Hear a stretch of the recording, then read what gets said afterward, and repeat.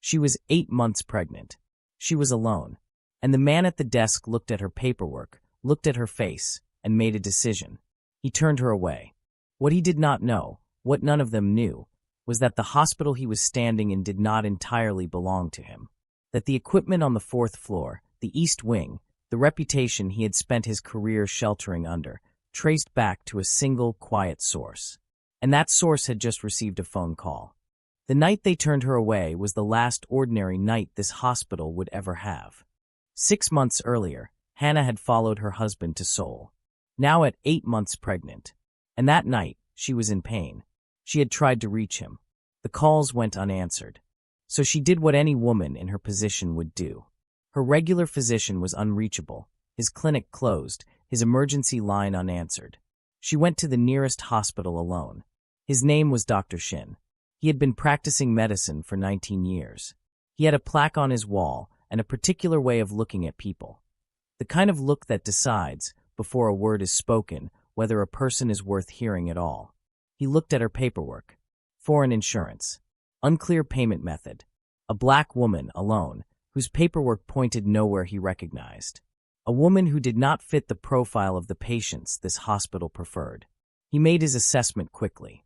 There was a moment brief, almost nothing, where he might have asked her to wait while he looked again at the paperwork. He let it pass. What happened next was witnessed by a waiting room full of people. He did not pull her aside. He did not lower his voice. He announced, clearly, deliberately, that her documents were insufficient, that she should seek a more suitable facility, that this hospital had standards it was obligated to maintain. A nurse stood beside him and said nothing.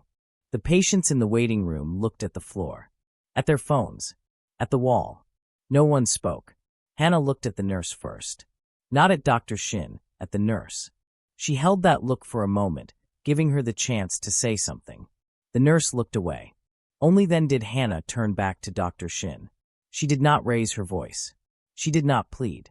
She simply looked at the man and said quietly, "My husband will hear about this." Dr. Shin almost laughed. She was, to them, a woman without a name worth knowing, without connections worth fearing, without a story worth paying attention to. They were wrong, on every single count. She sat on the hospital steps in the cold. No coat, no one beside her. The automatic doors behind her had already closed. The pain was building, the kind that does not ask permission and does not wait. She found his number. She pressed call. It rang twice. His voice, when it came, was low, unhurried. The voice of a man who had learned long ago that raising it was unnecessary. He asked her one question. Which hospital? Then the line went quiet. 3 seconds. Later, the staff at Seohan General would struggle to explain what happened that night, the speed of it, the scale of it. But those who tried always started in the same place. Those 3 seconds of silence. As if the city itself had paused to let something pass through it. To understand what came next, you have to understand who Ryu Jin-ho was. And that was not a simple thing to explain. He did not appear on any list that journalists published. His name was not on any building. There were no profiles, no interviews, no photographs taken without his knowledge. His leverage did not come from headlines. It came from controlling infrastructure contracts, medical supply chains, and silent equity in companies whose names most people trusted without question. He had built something so quietly, so completely, that by the time anyone thought to look for the edges of it, they couldn't find them. He had first seen Hannah in Lagos. A trade summit. Translators lined along the back wall, invisible, as translators often are. She was translating for a delegation of 4 men. And when Ryu Jin-ho entered the room, every person in it responded the way people always responded to him. They looked away. She did not. She held his gaze for exactly as long as was necessary. Then she returned to her work. He thought about that for 3 days before he did anything about it. He had grown up understanding, with great precision, what it felt like to be the person in the room that no one was watching. He had spent the years since ensuring he would never be that person again. He married her quietly. No announcement. No event. His inner circle said nothing to his face. Behind his back, they said plenty. He was aware of this. He did not care. He set the phone down on the table. He looked at the room. He stood. Prepare. Every person in that room stood up without asking a single question. They knew what that word meant. On the hospital steps, Hannah pulled her phone from her pocket and looked at the screen. He had not called back, but she had heard something. Faint, distant, growing. She looked up. The night shift at Siohan General had a rhythm to it. Predictable. Contained. The kind of quiet that hospital staff learned to be grateful for. At 11:47 p.m., that rhythm stopped. It started at the entrance. 3 vehicles. Black. No plates that meant anything to anyone who ran them.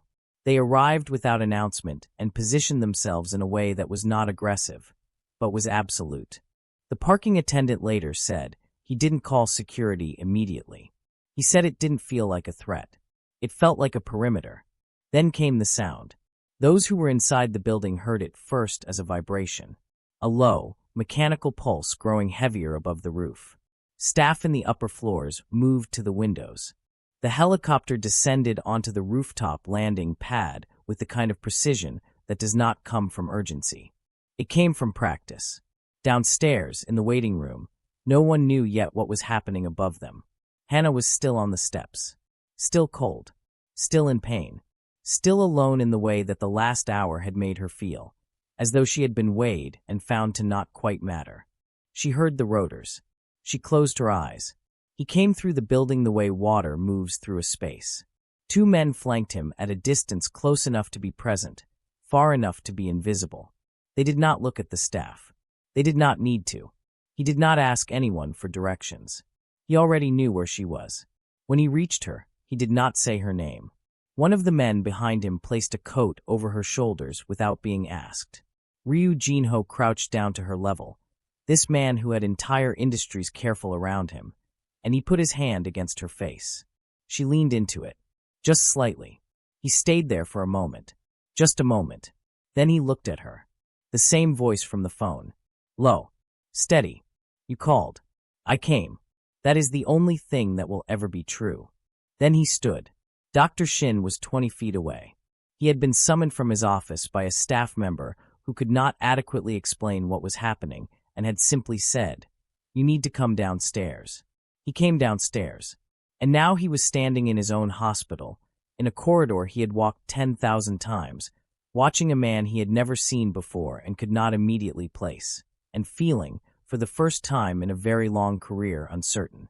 Ryu Jinho looked at him. Ryu Jinho did not cross the distance between them. He did not need to.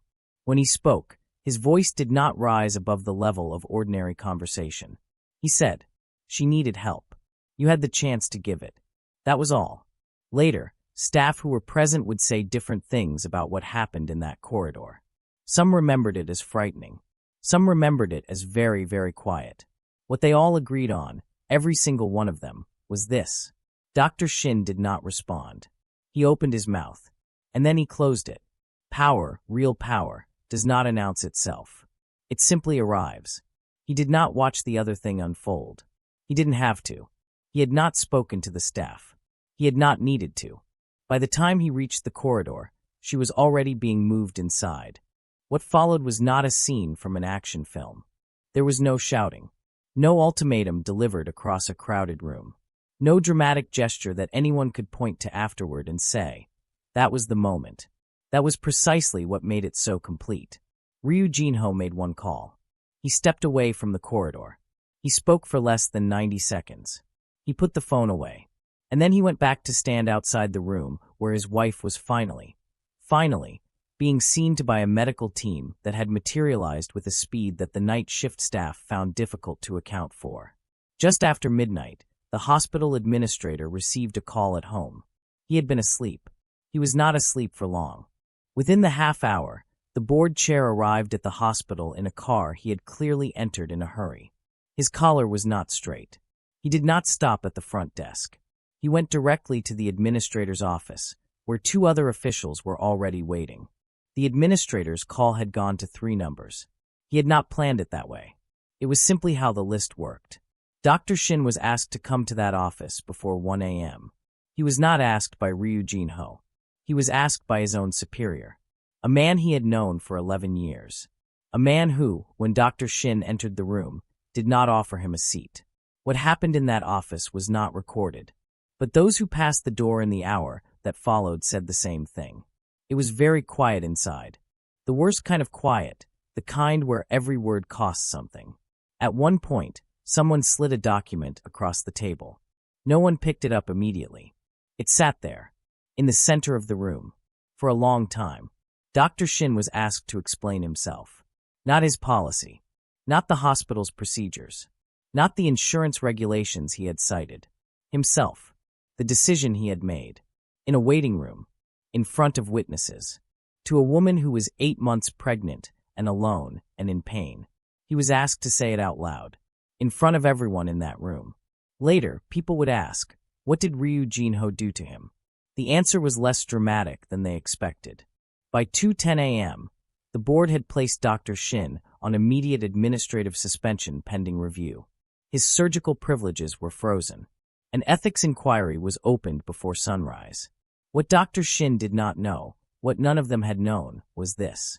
Hannah had not chosen this hospital for any reason beyond proximity. She had not known. Neither had he. The new East Wing of Seohan General. The diagnostic equipment on the 4th floor. The research endowment that had elevated the hospital's reputation over the previous 8 years and made it, in certain circles, a place worth being associated with. All of it traced back to a single investment fund. Quiet, unnamed, patient, Ryu Jinho's fund. He had not planned this. He had not built his position in this hospital anticipating this night. That was almost worse. It meant that Dr. Shin had not wandered into a trap. He had simply spent years operating inside a house he did not know belonged to someone else. And the person it belonged to had just walked through the front door. He simply removed every surface the man had to hide behind. In a private room on the 3rd floor, Ryu Jinho sat in a chair outside a closed door. One of his men brought him something to drink. He said no. He sat with his hands open in his lap. And he waited. That image, this man, this particular man, sitting in a plastic hospital chair in the middle of the night, waiting, was witnessed by a junior nurse on her rounds. She would describe it later to a colleague. She said she almost didn't recognize what she was seeing, not because of who he was, but because of how he was waiting, not with impatience, not with the restless energy of a powerful man unaccustomed to stillness. Quietly, the way a person waits when the only thing that matters to them is on the other side of a door. He sat there for 4.5 hours. She was born at 4:17 in the morning. Small, certain, announcing herself to the room with the kind of force that made the attending physician look up and almost smile. Hannah heard her before she saw her, and something in her finally, completely let go. He was allowed in almost immediately. He stood at the edge of the room for a moment before he moved, as if he needed a second to understand what he was looking at. Then he crossed to her, and Hannah watched his face do something she had seen it do only a handful of times in the years she had known him. It opened. He held his daughter with a carefulness that bordered on fear, as though something this small, this new, operated by entirely different rules than everything else he had ever been responsible for. Hannah, later, would describe that morning in a single image. The window. The city below, just beginning to show the first gray edge of dawn. Her daughter in his arms. His back to her, slightly, as he stood at the glass, as if he was already showing the child the world, already beginning the quiet work of explaining it. She said she did not speak. She did not want to interrupt it. She said something else, too. She said that somewhere between the hospital steps and that room, she had understood something about the night that had just passed. It was not about Dr. Shin. It was never really about Dr. Shin. And that night, when I heard those rotors above me, I realized I had married a man who had spent his entire life refusing to make himself smaller for anyone. He did not come to that hospital to prove something. He came because I called. That was the whole of it. That was everything. By the time the morning shift arrived at Seohan General, 3 members of staff had already submitted resignations. No public statement was made. No press release. No official inquiry, not yet. The hospital simply opened its doors, as it did every morning, and the people inside it went about their work. But something had shifted in the way they moved through it. A carefulness, an awareness, the knowledge that the walls of a place do not tell you everything about who built them. or who quietly still owns them. Dr. Shin arrived for his shift at 7 a.m. His keycard worked at the front entrance. It did not work at the executive floor. No one had left him a note explaining why. No one had called. He stood at the elevator for a long moment. Then he turned around and walked back the way he came. 6 months passed. The baby grew, learned to hold her own head up, learned to track light with her eyes, learned slowly that the large, quiet presence that appeared at the edge of every room she was in was a person who would not leave. Hannah watched her daughter discover the world, and she watched her husband discover, with something close to bewilderment, that all of it, the empire, the silence, the years of careful, deliberate accumulation, had been preparation for something he had never anticipated. Being someone's father. The hospital moved on. Institutions always do. New patients, new shifts, new faces at the front desk who had not been there that night and knew the story only as something that got passed between colleagues in the break room. Half fact, half something else. Dr. Shin had taken a position at a smaller facility outside the city. He told people he had wanted a change of pace. He told the story of that night at a dinner party, for months after it happened. He had refined it by then. In his version, he had been following protocol. In his version, there had been a conversation, measured, professional, appropriate. In his version, he had offered her alternatives. He had been reasonable. He had simply been doing his job. The table listened politely. Someone asked a question about the helicopter. He answered it with the careful modesty of a man who had practiced the answer. One woman at the end of the table listened more carefully than the others. She had been there that night. Not in the corridor. She had been in the waiting room. She had looked at the floor, like everyone else. She had not forgotten what she had actually seen. She did not ask any questions. She excused herself before dessert. The call she made was short. The number she dialed was not publicly listed. It was answered on the second ring. She said 3 sentences. The person on the other end said nothing for a moment. Then, "Thank you." Ryu Jinho set the phone down on his desk. He looked at the window. Outside, the city moved through its evening, indifferent, continuous, unaware. He was not angry. He had known, when he left that hospital 6 months ago, that this was not finished. Not because he had left anything undone, but because men like Dr. Shin, men who had spent decades being correct about who mattered and who did not revise that belief because of one bad night. They waited. They recalibrated. They tried again, somewhere smaller, somewhere they felt less observed. Ryu Jinho understood this. He had simply been waiting to see which direction the man would move in. Now he knew. He stood, walked to the doorway of the adjoining room. Hannah was on the floor with their daughter between them, the baby on her back, batting at something above her, entirely absorbed in the serious work of being 6 months old. He stood there for a moment, watching. Hannah looked up. She read his face the way she had learned to read it. Not in words, but in the quality of his stillness. She said, "What is it?" He looked at her for a moment. "Nothing that can reach us." She held his gaze. She had learned, in the time she had known him, that this was true. That the perimeter he kept was not built from fear. It was built from something older than that. Something that had been constructed long before she arrived, and had been, since the night she called him from a hospital step in the cold, oriented entirely around her. She nodded, and went back to their daughter. He returned to his desk. He picked up the phone. He made a call. 3 words. The narrator, final. Some people move through the world, assuming that the worst consequences have already found them. That the night they were humiliated, the morning they were dismissed, the moment they were turned away, that was the damage. It does not always end there. Sometimes the damage is only the beginning of the accounting. And the accounting takes its time. 3 weeks later, Hannah was feeding their daughter by the window when she saw the car. It was parked below. It had been there since morning. No one had gotten out. She did not call her husband. Not yet. She looked at the car for a long time. Then she looked at her daughter. Then she picked up her phone. And she thought carefully about what she was going to say.